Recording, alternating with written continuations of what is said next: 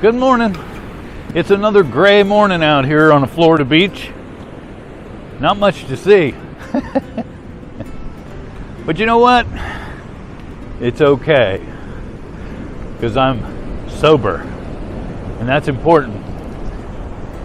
You know, one of the things I've been thinking about is why is there still this stigma about alcoholism? Why is it so important that we remain anonymous anymore? Is it really that big a deal that I'm stepping out online here as an alcoholic? In 1956, alcoholism was classified as a disease. That's a long time ago. It's a disease. You know, people who have diabetes or heart disease, do they need to remain anonymous? Do we need to hide the fact that they have that? Is it something that they have to be ashamed of?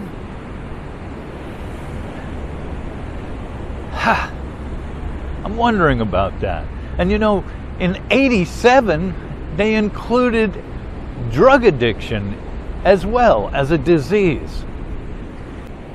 You know, I have to say, it's probably not a disease the way we think. Back to diabetes and heart disease. Those are physical ailments. Those are physical diseases. Now, even though as an alcoholic, I am bodily different from normal people, my disease centers in the mind. My disease is a spiritual malady.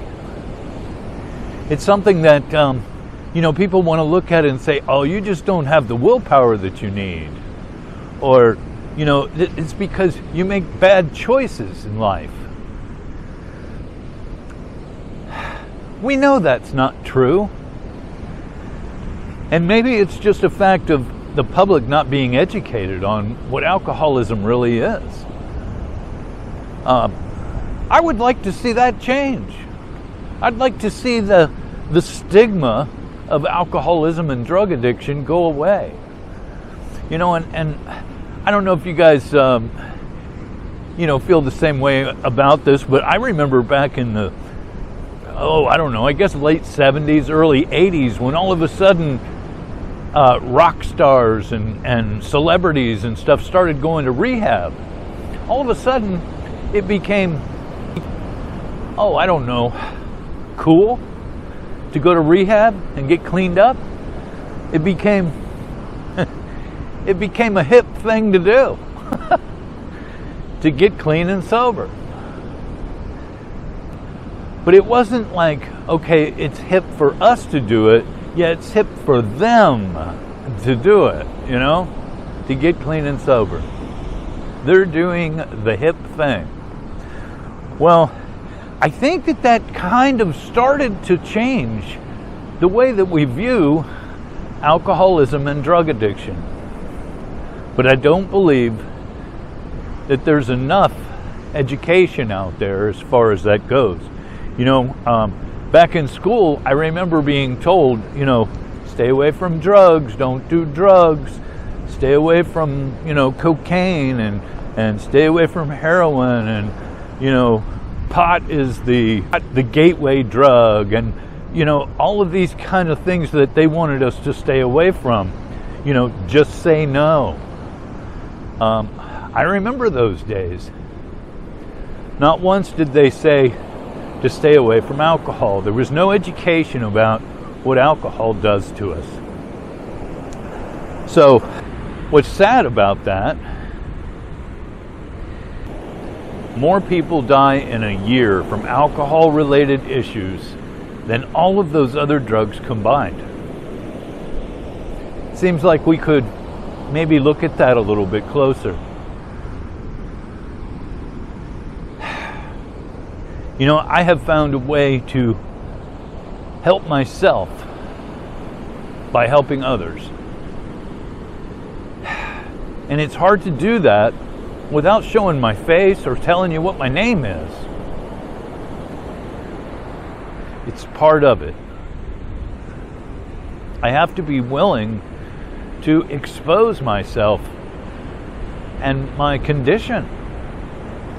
Otherwise, I can't reach the suffering alcoholic.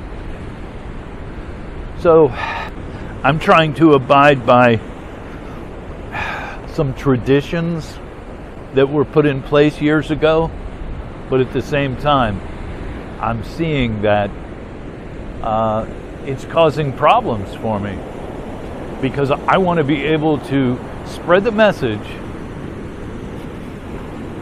to those that are suffering, and that's putting limitations on it. So I'm going to continue to do what I'm doing because it's helping me by helping others. And I do appreciate every single one of you that watch my videos. You've subscribed, you like, you comment. Thank you so much. It means the world to me. I will continue to be posting videos. This isn't just for fun. This is the real thing, man. I have alcoholism and it kills people. So even if you're not suffering from alcoholism, more than likely you know someone who is. It's pretty widespread. So if you haven't yet, do me a favor and subscribe to the channel. Let's get the word out about alcoholism. Let's put a squash on this whole stigma about, alcoholism. Let's educate the public about the true nature of alcoholism. Thanks for letting me rant, you guys. I'll see you on the next video. In the meantime, stay happy, joyous, and free. Bye-bye.